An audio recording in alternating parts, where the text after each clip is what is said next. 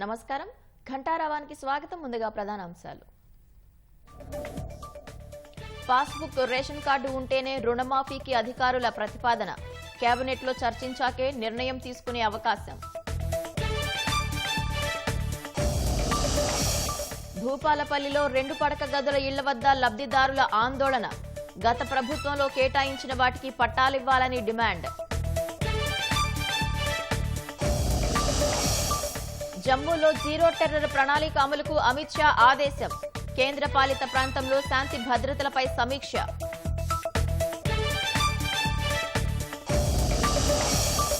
ప్రపంచంలోనే ఎత్తైన railway బ్రిడ్జిపై trial run విజయవంతం. చీనాబుపై త్వరలోనే సర్వీసులు ప్రారంభం.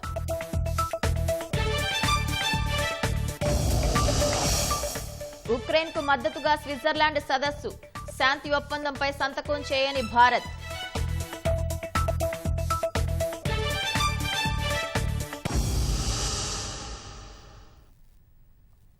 రాష్ట్ర ప్రభుత్వం రైతు రుణమాఫీపై కసరత్తు ముమ్మరం చేసింది. ఆగస్టు 15లోగా రుణమాఫీ చేయనున్నట్లు సీఎం రేవంత్ రెడ్డి హామీ ఇచ్చారు. ఈ నేపథ్యంలో రైతుల 2 లక్షల రూపాయల రుణమాఫీ విధి విధానాలపై అధికారులు దృష్టి సారించారు. ఈ పథకం అర్హులకు మాత్రమే వర్తింపచేసేలా ప్రతిపాదనలు సిద్ధం చేశారు.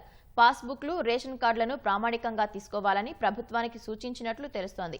ఎంపీలు, ఎమ్మెల్యేలు, ఎమ్మెల్సీలు, ఆదాయ పన్ను చెల్లించేవారు, ఉద్యోగులను మినహాయించాలని పేర్కొన్నారు. అయితే మంత్రిమండలిలో చర్చించాకే తుది నిర్ణయం తీసుకునే అవకాశం ఉందని సంబంధిత వర్గాలు తెలిపాయి.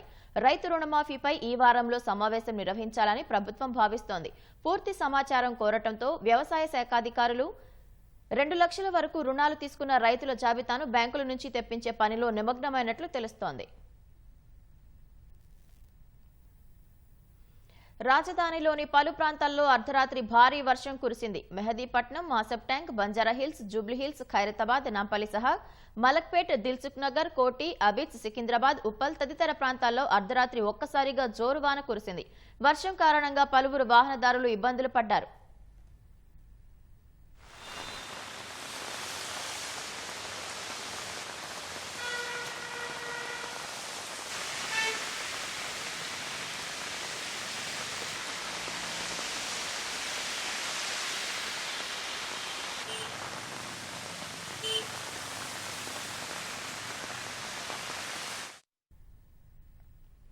పేదవాడి ఆశలు ఆవిరైపోయాయి. గత ప్రభుత్వ హయాంలో 2 పడక గదుల ఇళ్ల పంపిణీలో లక్కీ డ్రాలో ఎంపికైనా తమకు ఇళ్ల పట్టాలు ఇవ్వలేదని లబ్ధిదారులు ఆందోళన చేపట్టారు. కాంగ్రెస్ ప్రభుత్వం తమ ఇళ్లను ఇప్పించాలని కోరుతూ జయశంకర్ భూపాలపల్లిలో లబ్ధిదారులు 2 పడక గదుల ఇళ్ల ఎదుట బైఠాయించి నిరసన తెలిపారు. జయశంకర్ భూపాలపల్లి జిల్లా కేంద్రంలోని భాస్కర్ గడ్డలో 416 2 పడక గదుల ఇల్లు నిర్మించారు. జిల్లా కలెక్టర్, అప్పటి స్థానిక ఎమ్మెల్యే ఆధ్వర్యంలో లక్కీ డ్రా పద్ధతి ద్వారా 392 మంది లబ్ధిదారులను ఎంపిక చేశారు. రాష్ట్రంలో ఎన్నికల కోడ్ రావడంతో కేసీఆర్ సర్కార్ లబ్ధిదారులకు ఇళ్ల పట్టాలను ఇవ్వలేదు. కాంగ్రెస్ ప్రభుత్వం తమ ఇళ్లను ఇప్పించాలని కోరుతూ లబ్ధిదారులు డబుల్ బెడ్రూమ్ ఇళ్ల వద్ద బైఠాయించారు.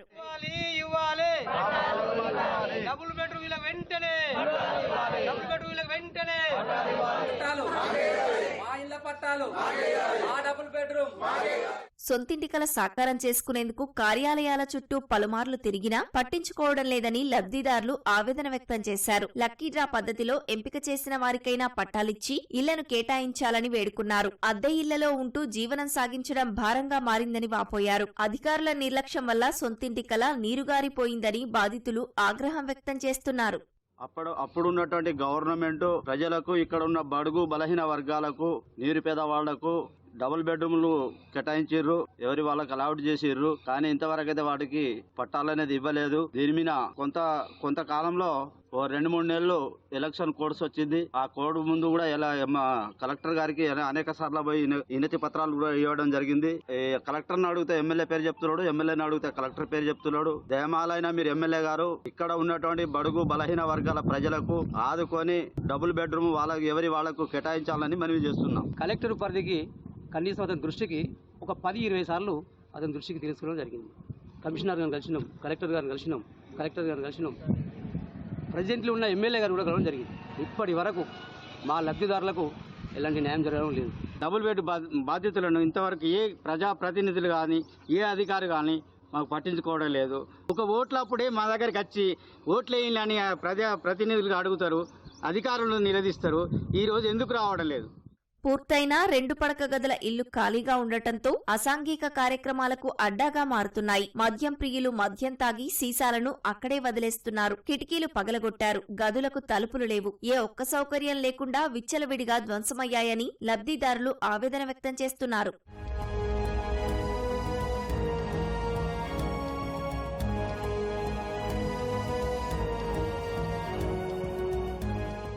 ఎంపిక చేసిన లబ్ధిదారులకు 2 పడక గదుల ఇళ్లను కేటాయించి కాపాడాలని బాధితులు కోరుతున్నారు.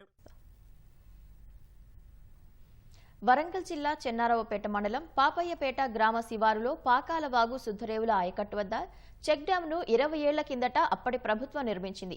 ఈ చెక్ డ్యాం నిర్మించడంతో వాగు అవతలి వైపు పొలాలకు వెళ్లేందుకు రాకపోకలతో పాటు సాగు చేసేందుకు ఇబ్బందులు ఎదుర్కొంటున్నామని రైతులు వాపోతున్నారు.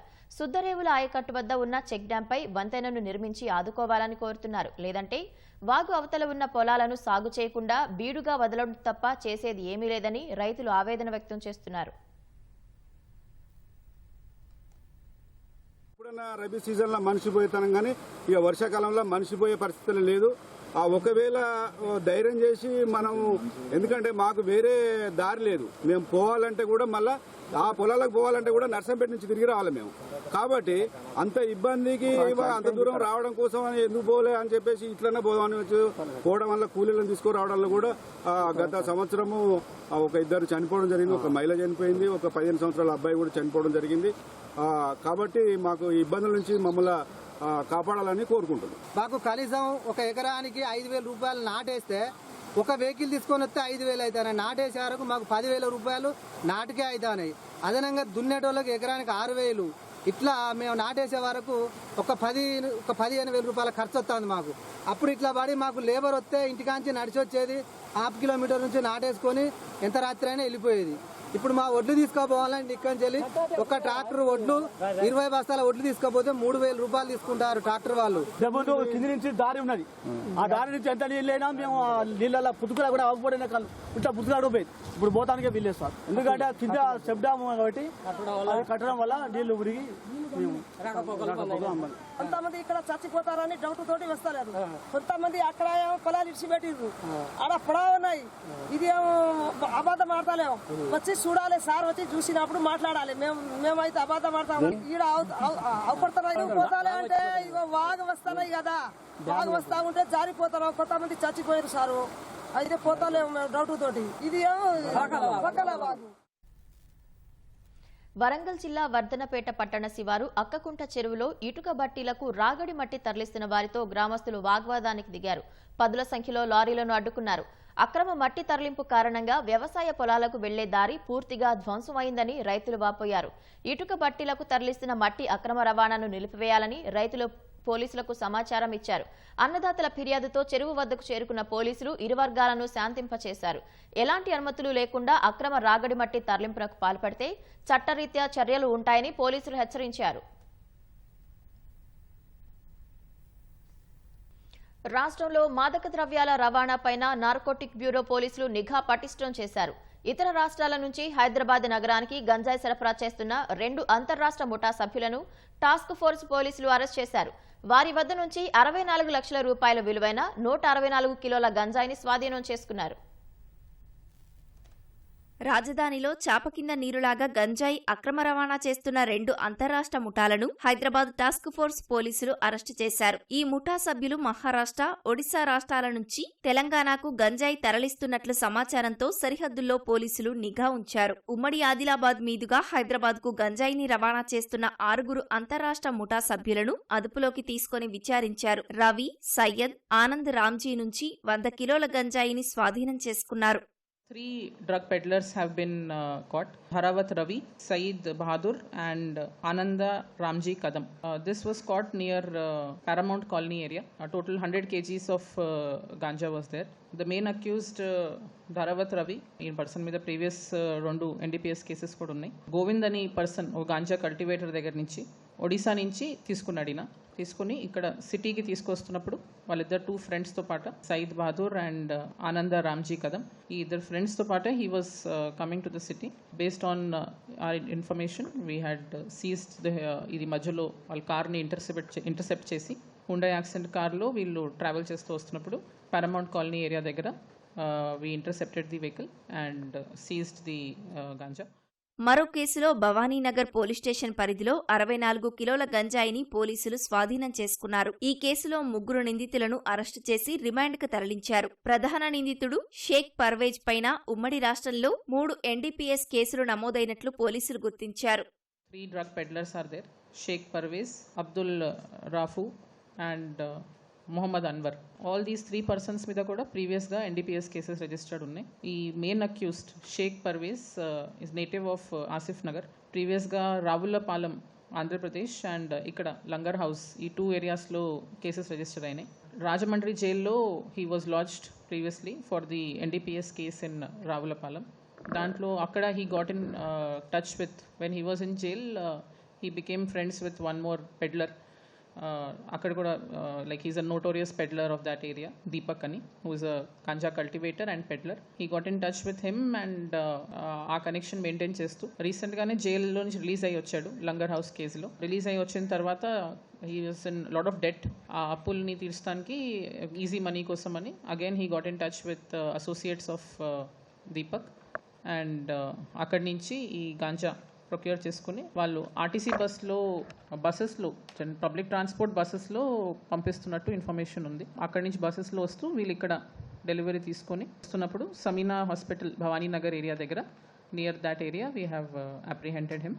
And ఈ 3 persons along with 2 vehicles and 1 bike in this case were handed over to the Bhavaninagar police station. 6 అంతర్రాష్ట్ర ముఠా సభ్యులపైన టాస్క్ ఫోర్స్ పోలీసులు పీడీ యాక్ట్ నమోదు చేయనున్నారు. గంజాయి సేవిస్తున్న, విక్రయిస్తున్న వారిపైన నిరంతరం నిఘా కొనసాగుతుందని పోలీసులు హెచ్చరించారు. గంజాయిపై ఎలాంటి సమాచారం ఉన్నా ప్రజలు డయల్ 100 ద్వారా సమాచారం ఇవ్వాలని విజ్ఞప్తి చేశారు. ఓ చాక్లెట్ కంపెనీ యజమాని ఇంట్లో 950 కోట్ల రూపాయల నల్లధనం ఉందన్న వదంతుల్ని నమ్మిన ఓ దొంగల ముఠ దోపిడీ చేసి ఆ నగదు స్థానంలో నల్ల రంగులో ఉండే కాగితాలు ఉంచి పరారవుదామని పథకం వేశారు. అది కాస్త బెడిసికొట్టి అడ్డంగా పోలీసులకు దొరికిపోయి జైలు పాలయ్యారు. రాచకొండ కమిషనరేట్ పరిధి ఆదిభట్ల పోలీస్ స్టేషన్ పరిధిలో ఈ నెల 10వ తేదీ అర్ధరాత్రి ఈ వింత ఘటన చోటు చేసుకుంది. కేసు దర్యాప్తులో నేరగాళ్ల పథకం విని పోలీసులే నోరెళ్లబెట్టారు. రంగారెడ్డి జిల్లా అబ్దుల్లాపూర్ మెట్ మండలం బ్రాహ్మణపల్లికి చెందిన బోగిని జంగయ్య స్థిరాస్తి వ్యాపారం చేసేవాడు. ఇతనికి మన్సూరాబాద్ కు చెందిన డ్రైవర్ శేఖర్ రెడ్డి, ఇసుక వ్యాపారి ఎండి మైమూద్తో స్నేహముంది. వారి వ్యాపారాల్లో నష్టపోయిన ముగ్గురు ఆటదారుల్లోనైనా డబ్బు సంపాదించాలని పథకం వేశారు. ఈ క్రమంలోనే తుర్కయాంజల్ శ్రీరాంనగర్లో నివాసముండే ఓ చాక్లెట్ కంపెనీ యజమాని తిరుమనతురై ఇంట్లో 950 కోట్ల రూపాయల నల్లధనం ఉందని బోగిని జంగయ్యకు ఓ వ్యక్తి ద్వారా తెలిసిందే. ఈ విషయాన్ని శేఖర్ రెడ్డి మైమూద్తో పంచుకున్నాడు. అసలు డబ్బుందో లేదో తెలుసుకోవడానికి తాంత్రికుడితో పూజలు చేయించాలి అనుకున్నారు. పూజారి రాకపోవడంతో మేడ్చల్కు చెందిన పెద్ది శ్రీనివాస్ అనే వ్యక్తికి చెప్పారు. శ్రీనివాస్ విజయవాడకు చెందిన రజాక్ ను సంప్రదించాడు. రజాక్ తనకు తెలిసిన వ్యక్తి ద్వారా ఆరా తీయగా చాక్లెట్ కంపెనీ యజమాని ఇంట్లో డబ్బున్న మాట వాస్తవమేనని తెలుసుకున్నారు. 950 కోట్ల నల్లధనాన్ని ఎలాగైనా కొట్టేయాలని అంతా కలిపి పథకం వేశారు.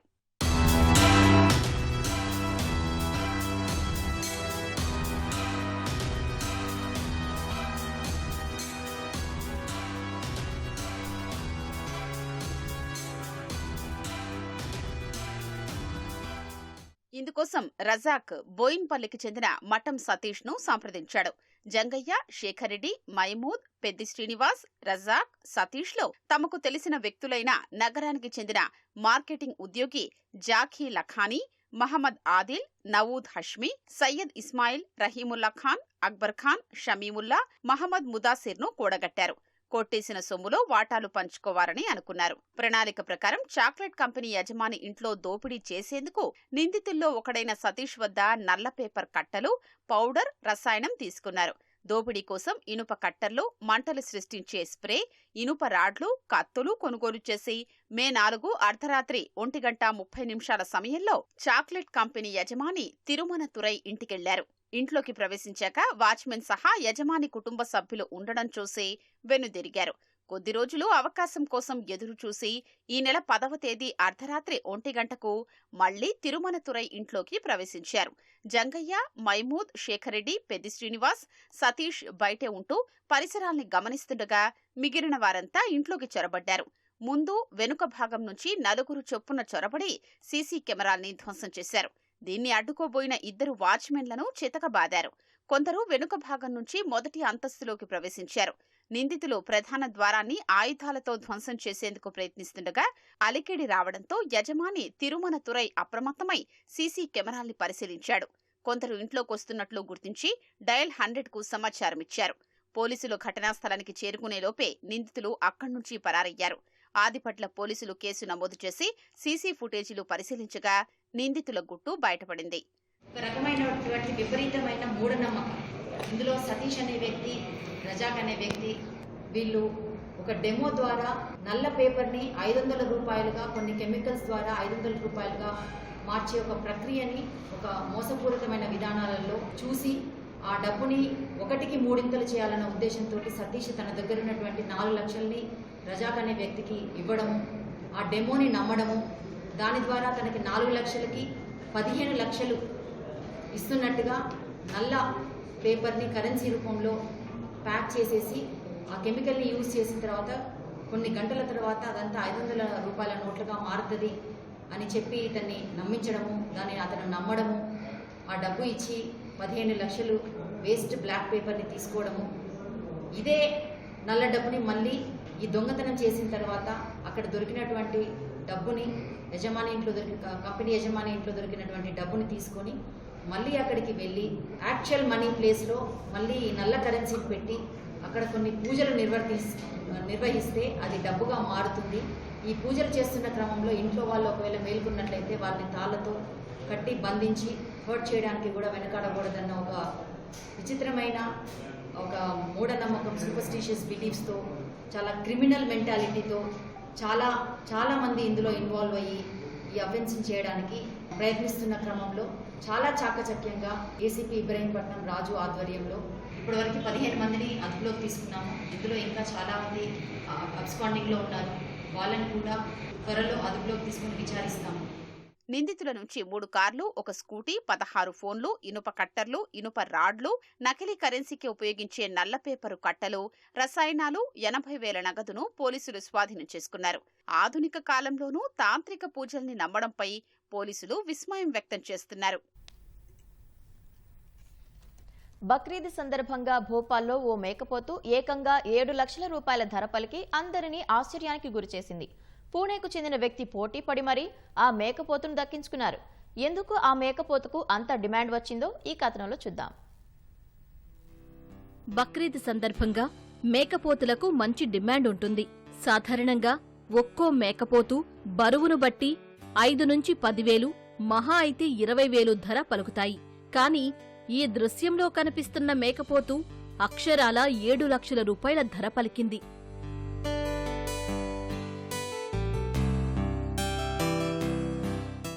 బక్రీద్ సందర్భంగా పూణేకు చెందిన సయ్యద్ అనే వ్యక్తి ఈ మేకపోతును కొనుగోలు చేశాడు.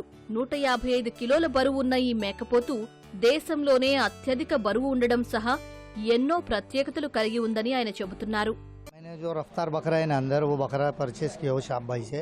बकरे एक्सट्रीम क्वालिटी, वो वैसा बकरा है ही नहीं, पूरे इंडिया में बकरा नहीं रहेगा उसके जैसा. और वो मैंने बकरा लिया 7 लाख रुपए में शाप भाई से, और 2 साल से ले रहा हूँ मैं, इन्हीं के पास से बकरे ले रहा हूँ. और ये फार्म का कैसा है, ये घर के जैसा फार्म है. तुम यहाँ पे बकरे लो या बकरे पालने को दो, ट्रीटमेंट तुम्हारे को घर के जैसे मिल रहे, जैसे उनके खुद के जैसे बकरे वो संभालते वैसे वो सबके बकरे संभालते. तो ये बकरा जो है ना सर, ये बकरे की क्वालिटी अलग होती है. जैसे इसमें हाइट होती है, लेंथ होती है, एग्रेसिव होते हैं और काफ़ी वेट गेन अच्छा लेते हैं. यानी इनसे बड़ा कोई बकरा होता नहीं. और ये एक्सट्रीम क्वालिटी बकरे रहते. భోపాల్కు చెందిన సయ్యద్ షాహాబ్ అలీకి ఈ తరహా మేకపోతులను పెంచడంలో ప్రత్యేక గుర్తింపు ఉంది. ముంబై, పుణే, నాగపూర్ సహా దేశంలోని పలు ప్రాంతాలకు చెందిన వ్యక్తులు పండుగల సందర్భంగా భోపాల్ వచ్చి సయ్యద్ వద్ద మేకపోతులను కొనుగోలు చేస్తూ ఉంటారు.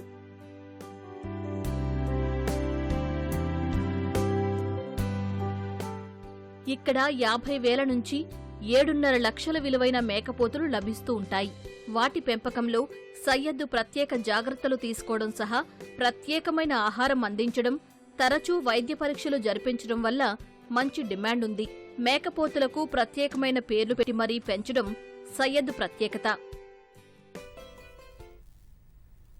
యాదాద్రి ఆలయ ఏవో భాస్కర్రావు ఆలయ అధికారులతో కలిసి గిరి ప్రదక్షిణ మార్గం పరిశీలించారు. నారసింహుడి జన్మ నక్షత్రం స్వాతి రోజున గిరి ప్రదక్షిణ మొక్కు తీర్చుకునేందుకు భక్తులు ఎంతో ఆసక్తి చూపుతారని అన్నారు. భక్తులలో నమ్మకం, విశ్వాసం మరింత పెంచేందుకు విస్తృత ప్రచారం చేయనున్నట్లు ఆలయ ఈవో భాస్కర్రావు వెల్లడించారు. ఈ నెల 18న సామూహిక యాదాద్రి గిరి ప్రదక్షిణ కార్యక్రమం చేపట్టనున్నారు. జమ్మూ కశ్మీర్లో ఉగ్రవాదంపై పోరు నిర్ణయాత్మక దశకు చేరుకుందని కేంద్ర హోంమంత్రి అమిత్ షా తెలిపారు. ఉగ్రవాదం అత్యంత హింసాత్మక ఘటనల నుంచి ప్రాక్సీ వార స్థాయికి తగ్గిపోయిన విషయాన్ని ఇటీవలి ఘటనలు చాటుతున్నాయని చెప్పారు. జమ్మూ కశ్మీర్లో ఇటీవల వరుసగా ఉగ్రదాడి ఘటనలు జరిగిన నేపథ్యంలో కేంద్రపాలిత ప్రాంతంలో శాంతి భద్రతలపై కేంద్ర హోంమంత్రి అమిత్ షా ఉన్నత స్థాయి సమీక్ష నిర్వహించారు. కశ్మీర్లో విజయం సాధించినట్లుగానే జమ్మూ డివిజన్లోనూ ఉగ్రవాదుల ప్రాబల్యం ఉన్న చోట్ల జీరో టెర్రర్ ప్రణాళిక అమలు చేయాలని భద్రతా దళాలను ఆదేశాలు జారీ చేశారు. మరోవైపు ఈ నెల 29 నుంచి వచ్చే నెల 19వ తేదీ వరకు జరిగే అమర్నాథ్ యాత్ర ఏర్పాట్లపైన అమిత్ షా సమీక్ష నిర్వహించారు. అమర్నాథ్ యాత్ర సజావుగా సాగటం, భక్తులకు ఎలాంటి ఇబ్బంది కలగకుండా చూడటమే మోదీ సర్కారు లక్ష్యమని అమిత్ షా తెలిపారు. అప్రమత్తంగా ఉండటంతో పాటు యాత్ర సాగే మార్గంలో తగినంత సంఖ్యలో బలగాలను మోహరించాలని సూచించారు.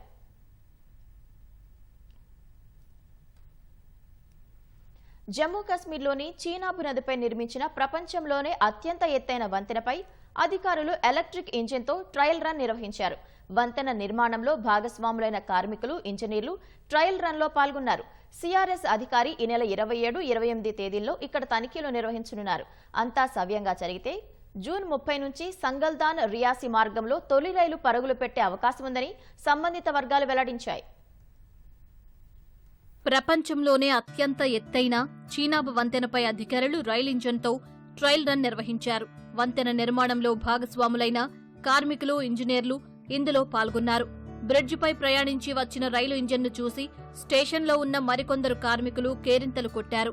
కాశ్మీరు రియాసీ మధ్య రైలు సర్వీసుల ప్రారంభానికి సంబంధించిన ఏర్పాట్లను పూర్తి చేసే పనిలో అధికారులు నిమగ్నమయ్యారు. ఉధంపూర్, శ్రీనగర్, బారాముల్లా రైల్వే ప్రాజెక్టులో భాగమైన సంగల్దాన్ రియాసీ లైన్ రైలు సేవలు జూన్ 30 నుంచి ప్రారంభం కానున్నాయి.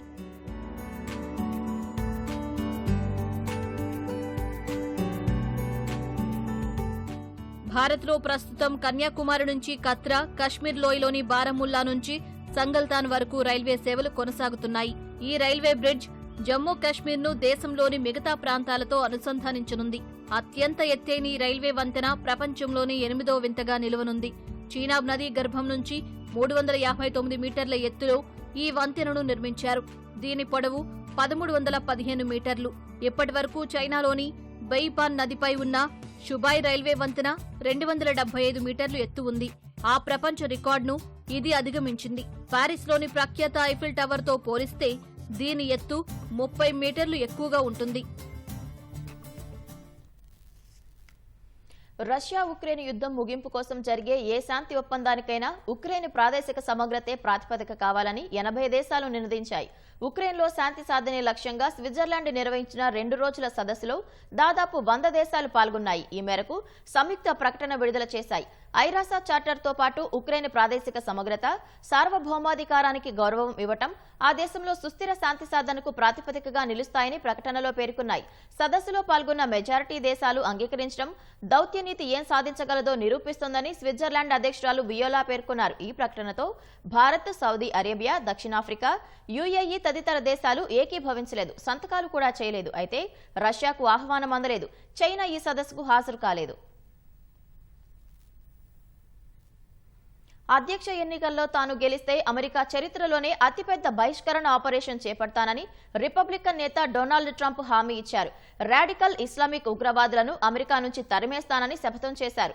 మిషిగాన్లో ఎన్నికల ప్రచారం నిర్వహించిన ట్రంప్ అమెరికా ఇప్పుడున్నంత ప్రమాదంలో ఇంతకుముందు ఎప్పుడూ లేదన్నారు.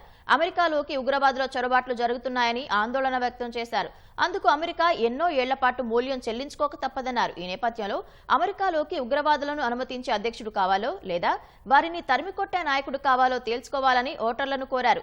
తాను అధ్యక్షుడిగా ఎన్నికైన తొలి రోజు నుంచే ఈ బహిష్కరణ ఆపరేషన్ మొదలుపెట్టినట్లు పేర్కొన్న ట్రంప్ ఇలా చేయడం తప్ప మరో మార్గం లేదన్నారు.